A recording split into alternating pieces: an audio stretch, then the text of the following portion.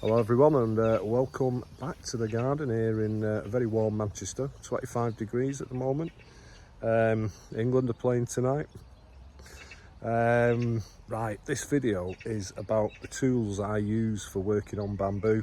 So whether you're dividing a bamboo or removing it, it is important you have the right tools for the job. Your average sort of garden tools you'll get away with to a degree. So if I pick this up, this skinny little bit of rhizome, which I should have planted when I dug it out because it had made a nice little division. It had all the right qualities to grow, but I totally forgot about it, and now it's just a dried up piece of old bamboo culm. Yeah, so something like this, you can see the rhizome in there, dead skinny. So this is Fargesia nitida, by the way. I wish I'd have potted that up. It's a lovely little plant.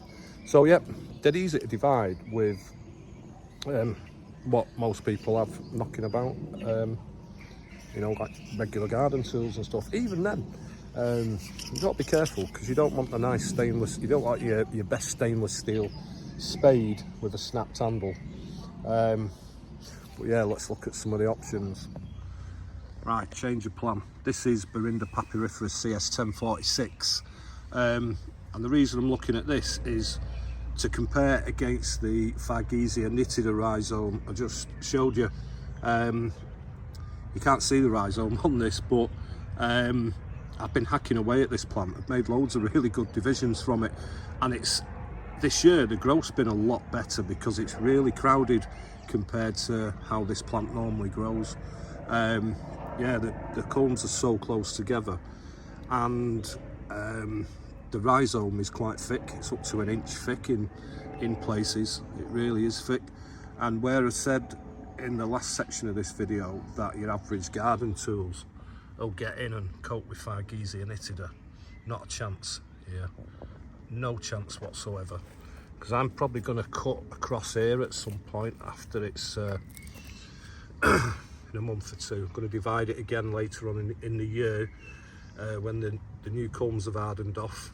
I can keep it under cover over winter so I can control the amount of moisture, because the only problem with doing a division late in the year is cold and wet together can sometimes cause the rhizome to rot.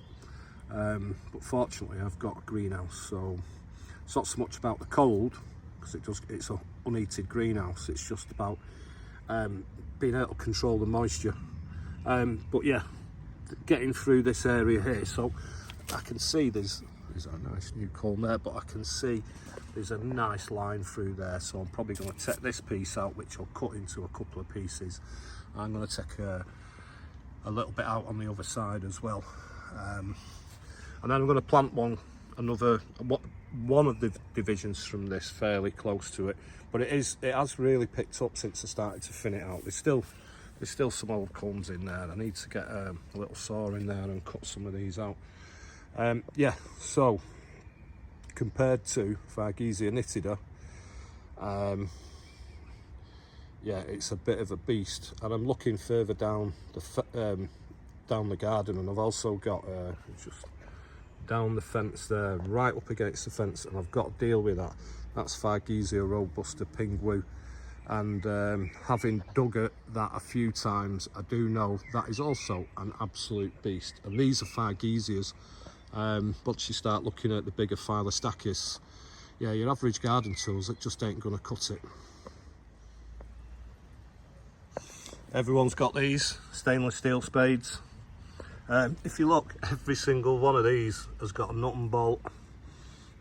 Nuts and bolts, because they've all had new handles, because I've snapped them all at some point. I've not snapped any for ages because I've got better tools for the job. And then I got gifted one of these by my lovely partner Tracy. That didn't last very long. This is kind of getting into the root slayer side of things. This is a Rome Wild multi-digger, very similar sort of thing, with a little bit of wood and a composite sort of shaft. Never again, because they're quite expensive, these things. So yeah, let's look at what I do use. Yeah, so these are my tools of choice now. First one, trench spade, steel handle. You'd have to give it some to bend that. 25 quid from Tool Station, I think that was. And then this is what's called a digging bar. There is a fair bit of weight in that. Yeah, and that just rams through thick rhizome. They are about 50 quid each from Screwfix. And then in addition, I do use pearl loppers, because if you can expose thick rhizome, you can cut through with a pair of them. And not this particular one, but a little saw like that to get in there and cut through the rhizome. Yeah, since I've got these, I have not snapped any of those. Good investment, 75 quid, money well spent. Worth mentioning actually, in the bamboo world, especially in the UK, Mike Bell, he holds the national collection of Phyllostackis down in Cornwall, and that's what he uses, a digging bar, and he's getting on a bit, Mike, and I'm getting on a bit, but Mike's getting on even more than me. And yeah, he just throws that digging bar around and he will split rhizomes for fun with that. I saw him use that and I thought, well, it's good enough for Mike, it's good enough for me. So yeah, that's what I use. Cheerio.